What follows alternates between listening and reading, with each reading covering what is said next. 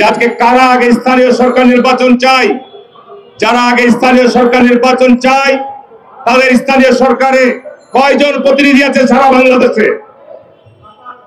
1% নাই। বিশেষ করে আমি জামাত ইসলামের নাম করে বলছি, জামাত ইসলাম আজকে বিএনপির সাথে শরিক ছিল, জোট ছিল, ঐক্যবদ্ধ নির্বাচন করেছি, যুগপৎ আন্দোলন করেছি। জামাত ইসলামের ভূমিকা সম্পর্কে নতুন করে বলার অপেক্ষা রাখে না। জামাত ইসলাম 1971 সালে সরাসরি এদেশের মুক্তিযোদ্ধাদেরকে হত্যা করেছে। জামাত ইসলাম এদেশের সরাসরি মুক্তিযুদ্ধের বিরোধিতা করেছে। জামাত ইসলাম 1971 সালে সরাসরি তারা বলেছে পাকিস্তান সেনাবাহিনী এবং জামাত ইসলাম হচ্ছে একমাত্র দেশপ্রেমী। এটি ছিল তাদের 71-এর স্লোগান। কি ঠিক না বেশি বলছি ভাই আমার?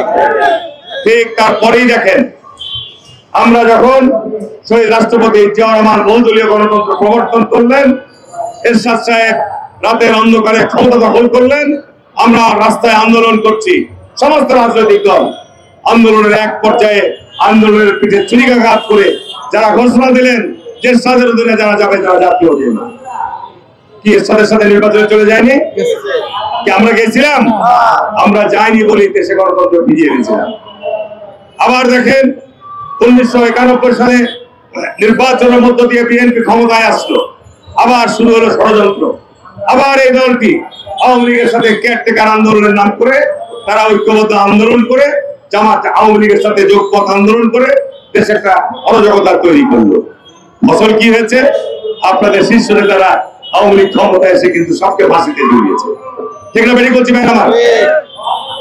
আবার এখন তারা দেখেন এই প্রফেসর ইউনূসের সময় আজকে বিএনপি বৃহত্তম রাজনৈতিক দল, দেশে যেখানে স্থিতিশীলতা ফিরিয়ে আনা দরকার, বাংলাদেশ জাতীয়তাবাদী দলের জায়গা থেকে সুস্পষ্টভাবে বলা হচ্ছে যে আগে জাতীয় নির্বাচনের আয়োজন করুন।